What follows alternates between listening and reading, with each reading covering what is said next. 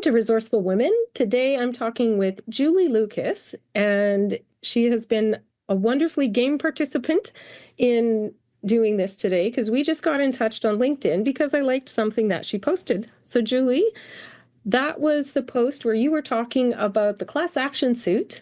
And I thought, hey, I would love to hear Julie's story because then you went on to talk in your post about your career in mining. And that's a story that I would like to share and get out into the world. So I'll let you introduce yourself and what you do. Thank you. Julie Lucas, I'm the executive director of a trade association called Mining Minnesota. So here in Minnesota, we have an amazing copper nickel deposit that we are hoping to develop. And so I advocate on behalf of those projects as well as a manganese project and helium, because in Minnesota, we even have helium resources to be developed. So I run a trade association that, like I mentioned, advocates for those projects and, more importantly, just works to educate people about mining, why we need it, what the environmental protections are that we need to have, why those are critical, and just helping people make that connection between mining and their everyday life, because we forget not everyone knows that. So that's what I do. Well, that's excellent. And have you been doing it for 5 years, 10 years?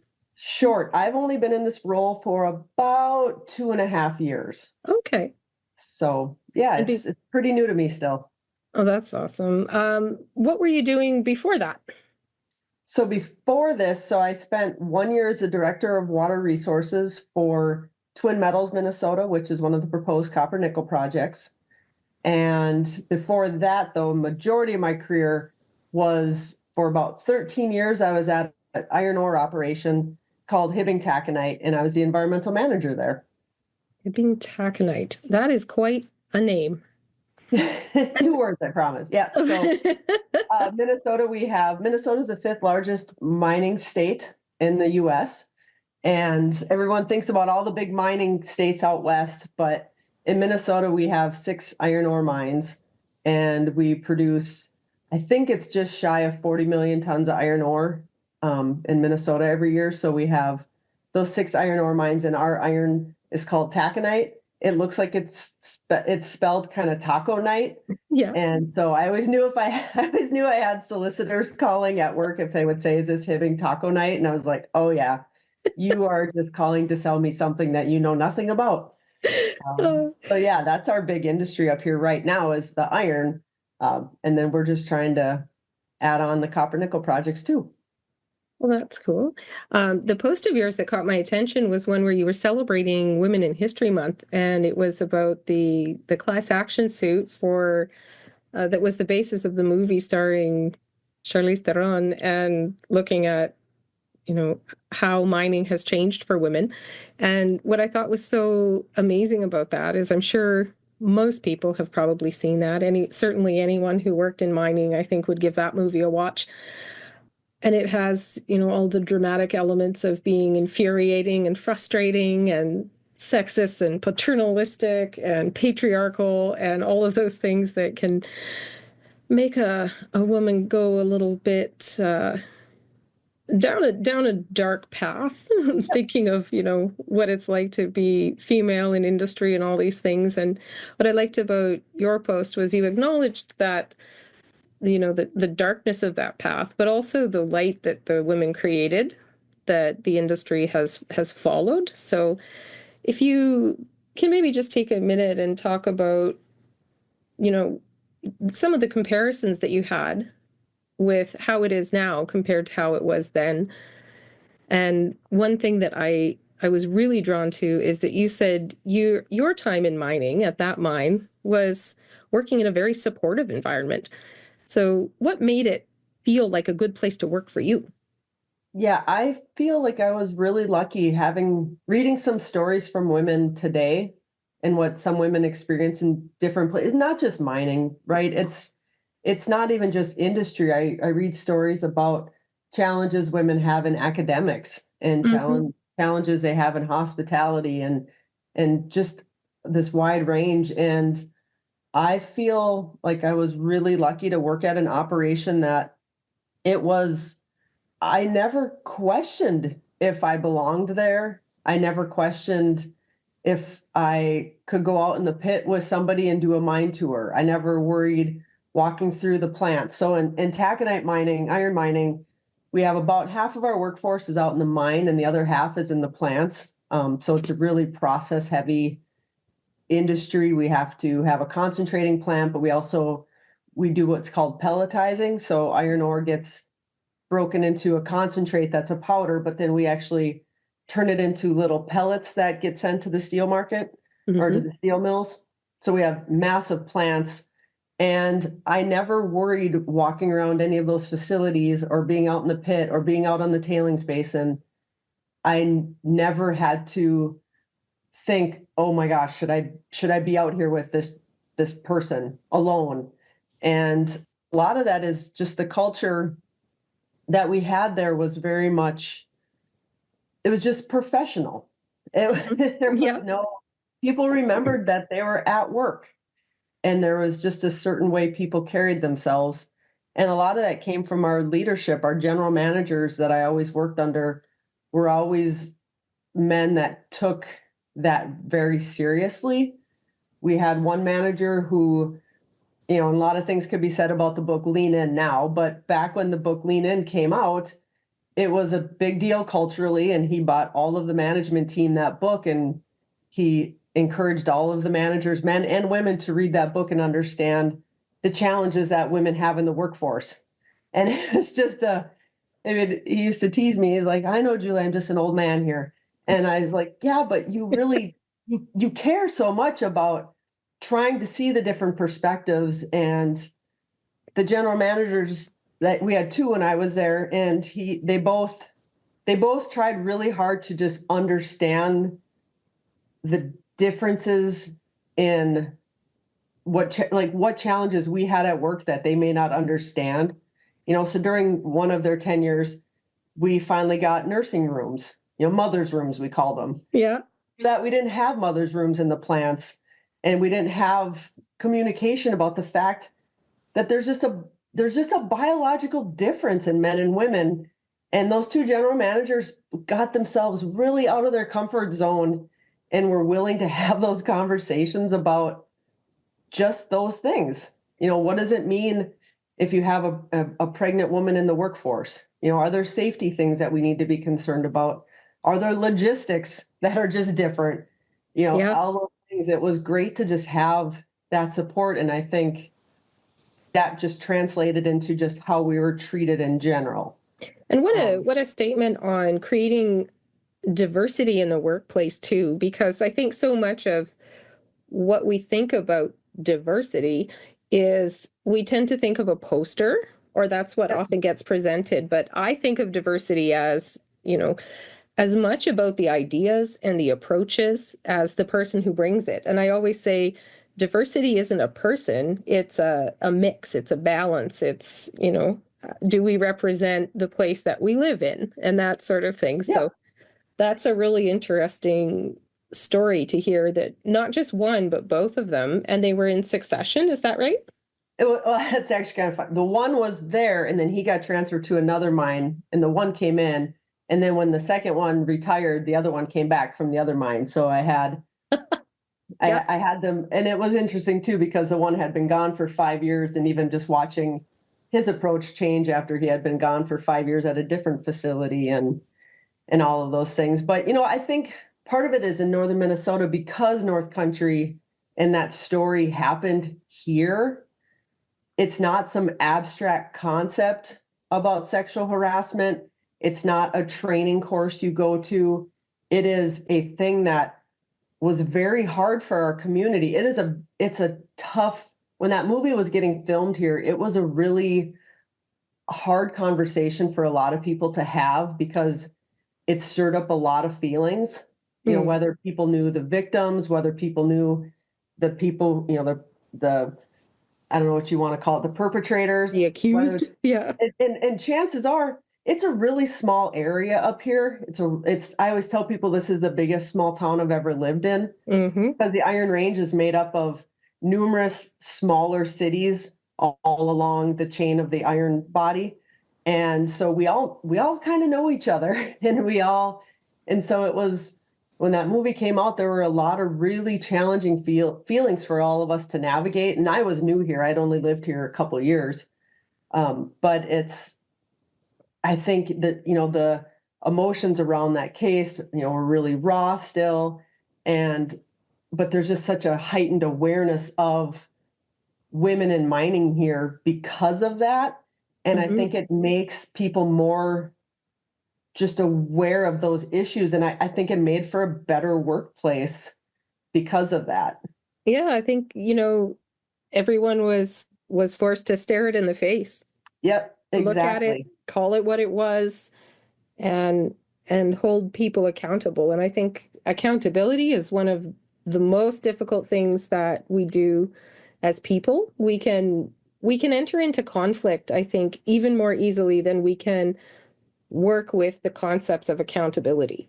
Because holding someone to account is a very it's a process, it's a personal thing, there's a Yes, lot of reflection that goes into it. And what does it even mean? If we hold someone to account, do we just dismiss them and we're done with them forever? Or do we say, hey, this thing that you did was really problematic. exactly. And Here's why it was problematic. How are you going to fix it? You know? And yeah, and we always struggle with that in anything, right? It's not just this issue, it's everything. And we haven't figured that out as a society because you always, you see things about arts and music, right? Where an artist may have bad personal behaviors. Do you still love their art? And do you help them not be terrible people the way they seem to be? yeah. And what does that mean as an artist? If they do something bad, are they done? Or just a business person, if they do something bad, are they just wiped out forever? Do they become worthless? Do they? Yeah. And is that how we want to do things? Yeah. And I don't know the answer. And I, it's I it's such an interesting conversation though, because we don't want to sweep it under the rug. We want no, them to be be held to account, but what does that look like and what does that sound like? And after that person is held to account, do we give them any grace to grow? Do we give yeah, them any way to repair the relational damage or the damage to the business that they've done? It's something it's a really fascinating notion for me. me too. And because it's not easy. And I think when I in my post I talked about how it wasn't all butterflies and unicorns and lollipops and rainbows. I Yeah. had moments where I had coworkers, I had one send me a message on Facebook and I just wrote him back and I said, basically just said, you can't do this. This isn't appropriate. And, kind of, just told him why. And, he later apologized, but or, you would have somebody say something to you or hit on you and you're like, you can't do that in the workplace. And Yeah. a lot of times they didn't have bad intentions. They weren't trying to be aggressive. I never had anyone aggressive or anyone where I didn't feel safe or anything like that. But it's even just helping people understand we're in the workplace right now Yeah. and I need to feel safe. And that means I don't, I don't want to know that you find me attractive. That is not something that makes me feel better in the workplace. Like it Yeah. just doesn't belong here. But not everyone not everyone had no not everyone I don't want to say not everyone knows that because that seems weird to say that, but not everyone does know that. And so you can either coach people and say, hey, you know Yeah. i'm i'm just going to let you know this so that because the next person you do this to may not take it the same way I am. Yeah. And um, it's interesting too because work takes up so much of our lives. What if you were single? What if you were interested? Does the yeah, fact that you meet at work mean you can never, ever, ever see each other socially? So no, I'm literally married to a coworker of mine, so I met him at a previous job, not at the mine. I met him in a consulting firm that I worked for. And I do remember those initial moments where we realized we liked each other and we had to have a conversation about that and a conversation about what it meant to date and then perhaps what it meant to break up. Hmm. And, we've been together 18 years now, so it worked. And I don't think we have to worry about that anymore. Yeah. Um, but you're right, because there are times where you do have a coworker who you like and they like you back, and then it's a different conversation. Hmm. And for everyone to understand that if you get even the most polite brush off, or someone Hmm. points out, we're at work, so I don't really go down any of those roads when we're at work, anything like that. I think, as women, we're socialized to always protect someone's feelings, to always do these things. And then when we do put it forth in a very considerate, gentle manner, that sometimes it doesn't compute. And I really wonder, how do we put it out there so that it computes? And how are we, as a society, how are we raising men so that they don't hear that as a no? Like, Yep. when I say it to you nicely, it's still a no because it's not a Still, yes. and that's where, it starts in school and having conversations that we don't necessarily think we have to have with young folks. Um, but we do. And even in the workplace, you know, there's always these, jokes about sexual harassment training being, oh my gosh, I got to go sit through this training and oh, this is so boring and this is so awful. But it's important. And I think it's important for companies to have very open and honest conversations about what sexual harassment can start as Hmm. and what is welcome in the workplace. And also, yes, if you ask a coworker out and she says no or he says no, like let's be real, it can go Yeah. both directions, then that's it. It stops there. And it seems like companies shouldn't necessarily have to train people on how to do that, but the schools may not be able to, and we can't assume everyone comes from a family where they've learned those basic social exchanges. Yeah. So a company to best protect their employees, that may need to be a weird thing you include in the training on Yeah. just being very blunt about it because Yeah. yeah, not everyone picks up on those social cues and you want, that was a part that broke my heart. And I mentioned in the post when my employee had quit, and she had quit because she got married and they wanted to move back home out west. But she just would tell me about that she had been hit on a lot and had people, look at her a certain way. And, same thing. She never felt unsafe. She just felt uncomfortable, and uncomfortable is bad enough. Yeah. Yeah. So how do we help people not be put in that situation at work? And it goes beyond mining. It's every workplace. It's just mining. It just feels there's just so few of us females in mining that it feels kind of amplified sometimes. And I think, You don't yeah, I blend think you're in. right about that. And it's the dynamics are so different as well, because when you're working at the mine, you are at the mine. You are so at the mine. You are Yes. not you're not in an office where people are coming and going. You're not in a coffee shop where people are coming and going. You are all together all the time, maybe some different shifts, but it's a really intense environment. And I think people who haven't been in the industry maybe don't know that. Yeah. It's you say you're going to a camp, but you really are. You're Yeah. going to the same place, you eat together, if you're feeling really social, maybe you play some basketball after your shift, maybe you work out in the gym, but it's quite intense, and it's really, my understanding of it is that it's a really intensely social but also isolating And so it's kind of an interesting paradox in that way. If it's Yeah. if it's a remote mine, I think even more so. But what you're describing at the plant and at the at the face, the digging, the Yep. digging and the processing, right?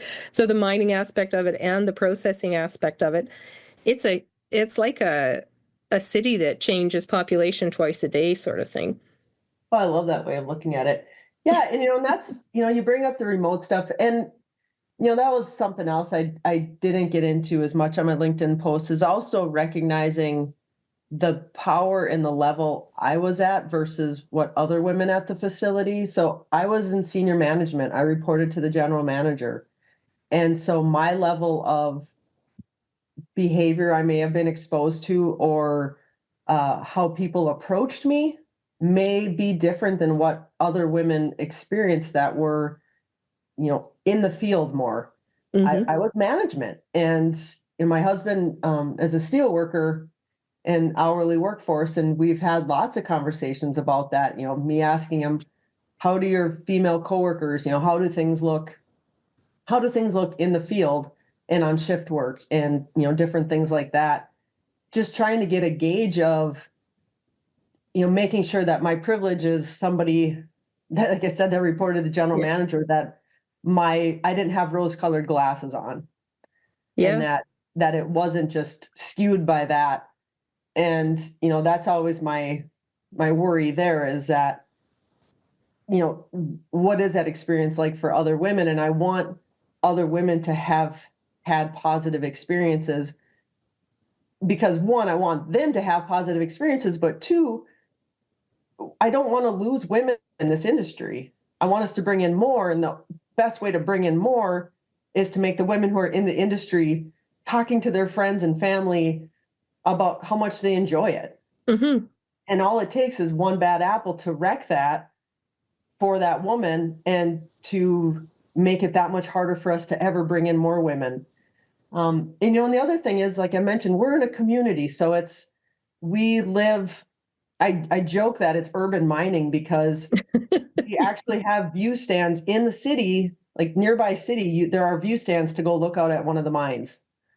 It is, Just I go had, take a I peek. Yeah, I hired a woman from one of the Barrick mines out west when it was still Barrick, and it was Turquoise Ridge. And she called, and we had this interview, and she said, "Well, how long is a bus ride to work?" And I said, "What bus ride? What are you talking about?" She had lived in Winnemucca, and I said, I said, if you live in Chisholm, it's a 5-minute drive. If you live in Hibbing, it's 10-minute drive. And she's like, excuse me? And I'm like the cities are like, when we blast, the city feels it. Like we're right there. And so that's the other part for us, is that we aren't remote. We're not a fly in, fly out. We are cousins, we are family, everybody's connected. And so What an there's interesting mix. I've never known a mine to be that close. yeah, it's amazing. And these aren't small mines. I mean, the mine I worked at was 8.5 miles long, and it was a tailings basin with 6,500 acres. I mean, these aren't small facilities. Oh, Yeah, it's amazing. I love it. I love every single thing about living up here, because it's like I said, 6 iron ore mines, and they're all pretty close to each other. Two of them actually overlap, kind of. They share a high wall, so it's pretty cool. But it's so I always have that perspective too. I'm like, well, we may treat each other differently here too, because of that. Like, we are sharing communities, and our kids are all going to school together. And yeah. so I try to factor that in too when I hear some of the challenging stories about women in mining, is that these aren't remote sites. So back to your accountability, it's a lot different when you may run into her at the grocery store. Yeah. Or your kids are playing hockey against each other Yep. or soccer, or they're on the same team or they're in the same class. And Yeah. it's But it's how do very we get, interesting being in a smaller place, but even just somewhere that is still connected. And I think, there's a lot of consistency in what you're saying too about how rocked the mining neighborhood, if we Yeah. can call it that, was by the North Country, and how it would be so different. Um, I was thinking about some of the notions that you said where it's not all men, and there's such an oppositional sort of dialogue that goes on in general Yep. when anyone speaks up about something not working well for women. There's always someone who's like, well, it's not all men. And it's like, of course it's not all men, so that's why the ones who are doing a great job of it need to know what they're doing. What are you doing that's working so well? Keep doing it. What are you saying on your shift? Keep doing it. And I think a lot of it comes from safety. When we first started talking about it, I was wondering about the safety culture there, and it seems like that you mentioned first and foremost, you felt safe at work. You never questioned your safety. And I've often thought that if in mining, if we're addressing our safety, we're starting with a basis of we're coming to work, we're being responsible for ourselves, but we're also taking care of each other. And I think that's Yeah. a really interesting insight that you had, because you've described exactly that. You know, you Well, felt safe. safety, I'm especially, having a husband in the workforce still, and having worked out there myself, one of the things I always got to do in my role is with our MSHA training, so our mine safety and health training annually, I would take advantage of my position to get to talk to the workforce. And, we had 730 employees when I was there. And so MSHA, have 30 people per day or whatever. And one of the things that I always wanted to get across to folks is it's not just about your own safety. You are responsible for your colleagues. Mm-hmm. And what really changed my perspective on safety, I toured one of our coal mines in West Virginia back in 2012. And right before you went down into the mine, they had a big sign on the wall that said, "You are your brother's keeper." So that was the last thing the miners all saw before they went into the darkness for that little ride through the darkness, before they got to the face, which I am not built to be an underground miner. I just want to give tip of the hard hat to all underground miners. I am so claustrophobic. I will tip mine as well, because I mean, Yeah, it's but that "you are your brother's keeper" really stuck with me. And so when I talk to the workforce, I always talk about the importance of not just looking out for yourself, but looking out for others.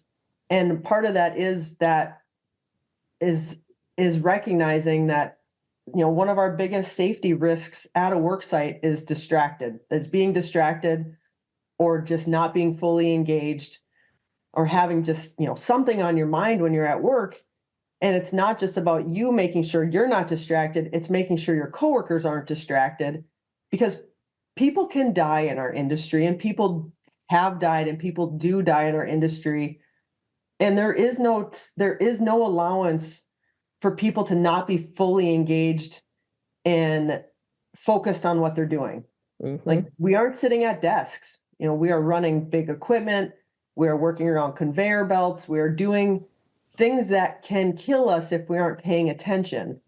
So if a woman is going to work and she is worried about her coworker making a comment about how she looks that day, or a coworker asking her out again for the 10th time when she's told him no, or whatever else, Yeah. her mind is not on her job, and her mind needs to be on her job for her safety and for other people's safety as well, right? There's that ripple effect. Too right. And so that's just kind of the other, and that's where the men who are our allies, when we celebrate International Day of Women in Mining, we have an event here in Minnesota where we bring all these women in. And at this point, we've kept it to just women, but we always acknowledge our male allies are critical to our success. Yep. Having those men who can call out other men, or who can have those brotherly uncle discussions kind of with them, where they pull them aside and say, "Hey, man, I get it. You like her. Yeah. This isn't the place for it. Because She's sometimes, cute. She said no. Yeah. yeah, yeah. Yeah. And I so dearly, my adoration for men who are willing to just be those men who just stand up and say, hey, knock it off. Yeah. Hey, that's not how we behave. It's safety, it's leadership, it's all of those good things. And Yes. yeah. Well, I could Especially the talk. ones who do it where they don't shame anyone. They don't make anyone feel bad. They're They got just, that magic. yeah, Yeah. And they're able to say, and women have it, men have it. But as I don't think it's a feminine thing. I think it's a minority numbers thing, you know?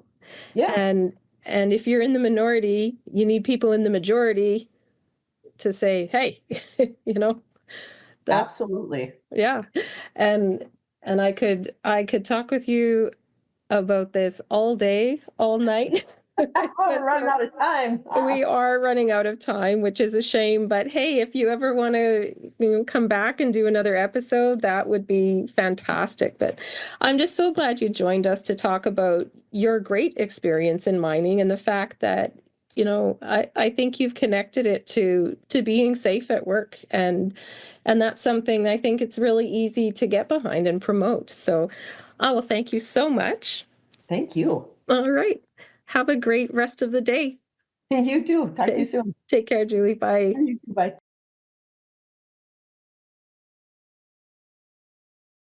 Resourceful Women is a product of the Prospector News. Opinions expressed in this podcast are those of the speaker and speaker alone. Resourceful Women is for educational and entertainment purposes, and nothing in the podcast should be taken as investment advice. Always consult with a licensed personal financial advisor before making any investment purchases.